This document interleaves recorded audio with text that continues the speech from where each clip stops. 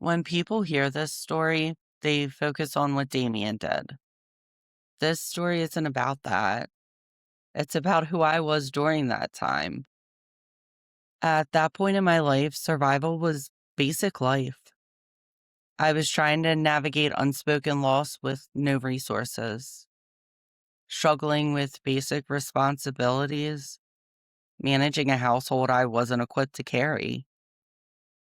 I was young, damaged, overwhelmed, and doing whatever I had to do to keep things moving, physically, financially, and mentally.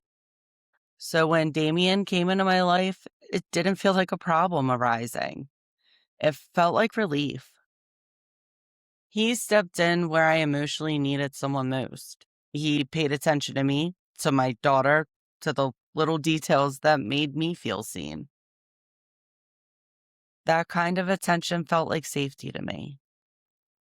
Something I didn't understand back then. I wasn't choosing him because he was good for me. I was choosing him because he felt familiar to me. Chaos, instability, and unpredictability weren't warning signs, they were normal. Looking back, I can see how fast everything moved, how quickly I let him in, and how much I put on the line without even realizing it. I was tired of survival, tired of feeling like the world depended on me and solely on me. Too often, help is just manipulation.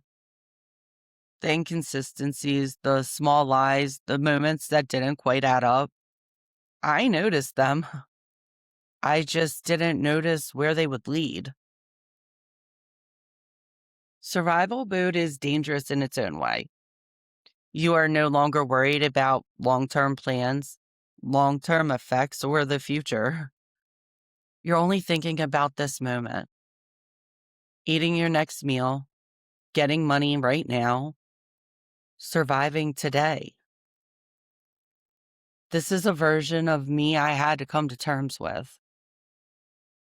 A person that took risks, a mother that normalized things that should have never been normal, a sister that dived into a world of drugs with her little brother instead of encouraging him to walk away, a version of me that I judge extremely harshly, that I still must choose to forgive every day.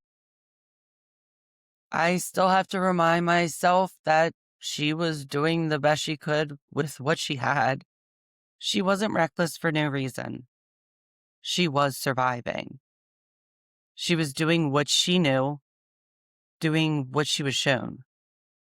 This is not an excuse, it's an explanation, an understanding. Knowing that difference is what allowed me to finally process a lot from those years. What I went through during those months wasn't just about a relationship. My time with Damien and the relationship that followed forced me to look at myself differently, to question my patterns, to recognize what I was drawn to and why, to understand that I wasn't just a bystander in my own life.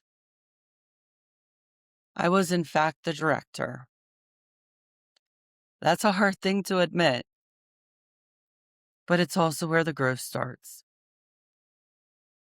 Damien was a chapter, a heavy one I blocked out for years, not because of what he did, but because of what it revealed in me. That's why my side of Damien's story matters. Today, I'm just a normal, single, working mom with major anxiety issues. That past me, well, she got me here.